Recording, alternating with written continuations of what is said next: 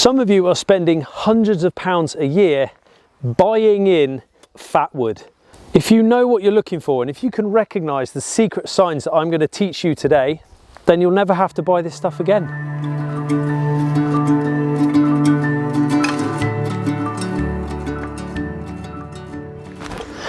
Hi guys, Nick Goldsmith here from Hidden Valley Bushcraft. As always, be sure to hit the like, share and subscribe button, because today I am going to be showing you the secret signs that you need to be able to identify so that you never have to buy fatwood again. I've walked barely 15 feet into the woodland and already I'm finding wood that's been impregnated with the tree's natural defense system, okay, that all-important resin from a coniferous tree.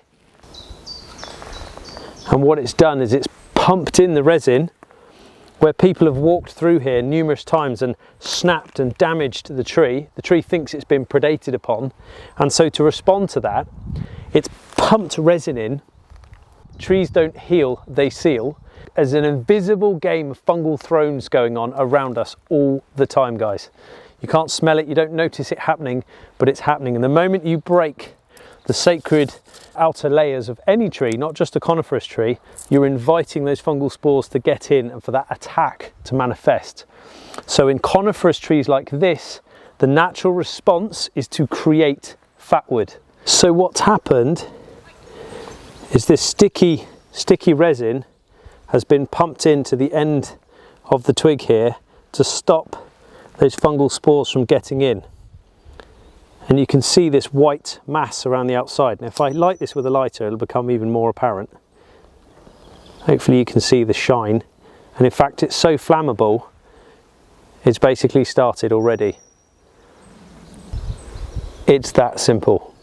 So to achieve this sort of shop bought size, I would really need to be harvesting from either an old stump right down here in the base where the tree is holding all this resinous energy to protect itself, or maybe a young sapling or offshoot, okay, that's got the diameter in it once I've taken all the outer bark off, okay, which hopefully should yield easily a couple of sticks of this sort of size out of each one.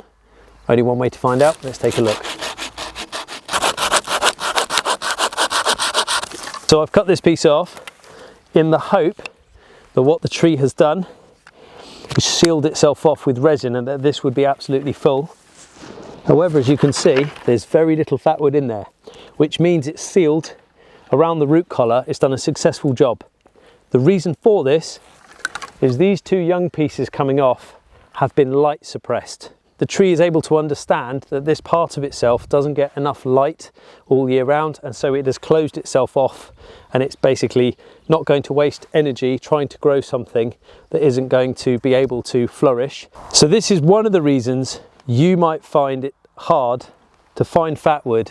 So direction and orientation also plays a key role in identifying where there is most likely to be growth that is being promoted by the main tree itself. If you're going to go after some of these younger, smaller offshoots.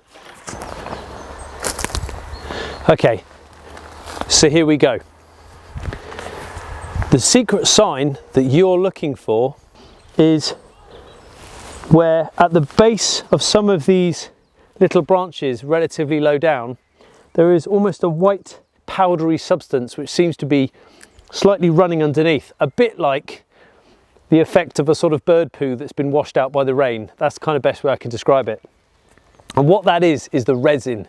This particular tree happens to be a larch, and I know this from its telltale giveaway knuckles on its twigs and the fact that they break so readily under the thumb. These alone make fantastic tinder when you're starting a fire and the very earliest stages of kindling, but it's really the resin inside that's getting pumped into these lower branches, which is what gives us the fantastic fatwood that everyone loses their mind over when you're reading a forum or when you're looking at the comments or you want to go online and buy some fatwood. Learn to find the clues that Mother Nature is leaving behind. The other key way of identifying a larch is from these teeny tiny little cones that it produces. Okay, they're like pine cones but on a much smaller scale. You can also collect these and use these to get your fire started, as well as the twigs, but nothing quite beats the fatwood. I'm going to head to the southern boundary of the woodland.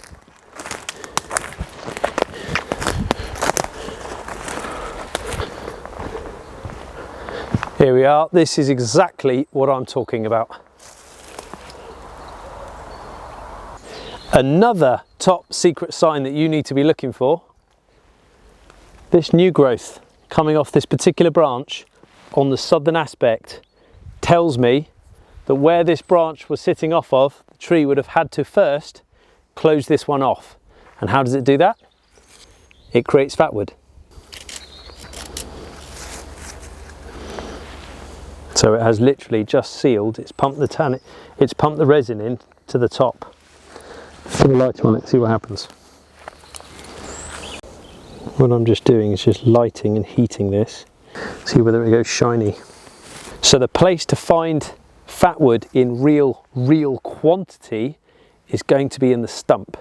And what somebody is doing is taking a chainsaw to tree stumps and then dividing them up into little squares like this.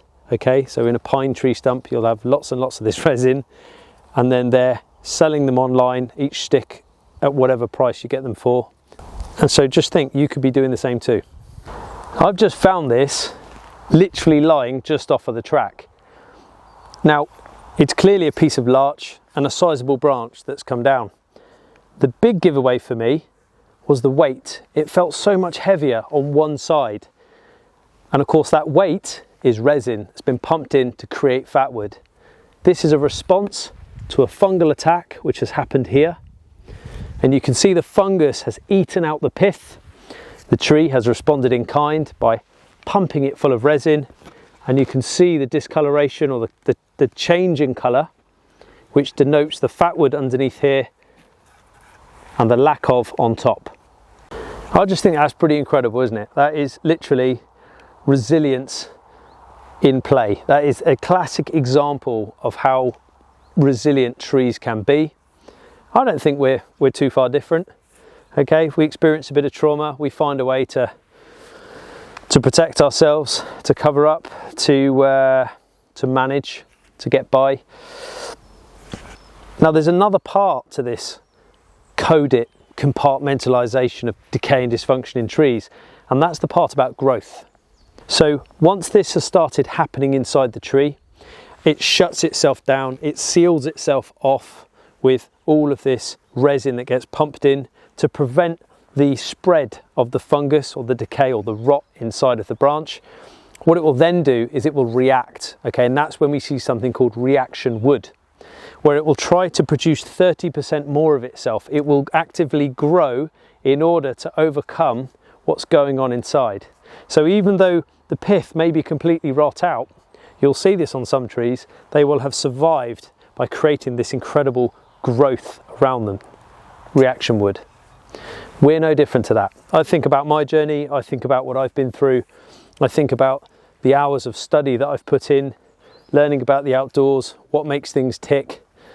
And of course, that kind of reflects in my journey as well. You know, I've also experienced that growth, that positive growth mindset, which I have to apply every single day in order to stay one step ahead, okay, and in order to keep myself on track and understand what it is I'm trying to achieve and where I'm going in life. And you're no different. There's even another takeaway to be had here. It's been proven that putting people or taking yourself away into swathes of wilderness like this, okay, has been proven to improve and boost your immune system and those cancer killing cells, okay, and that is through phytoncides. That's the name given to all the collective chemical compounds being released from plants and trees, okay, which our immune systems respond to by ramping up. And so this follows on from my concept that you don't put a poorly fish in dirty water. If you're not feeling right, get outdoors. If you do know what fatwood is and you still can't find it for whatever reason, I'm going to be looking at some other alternatives.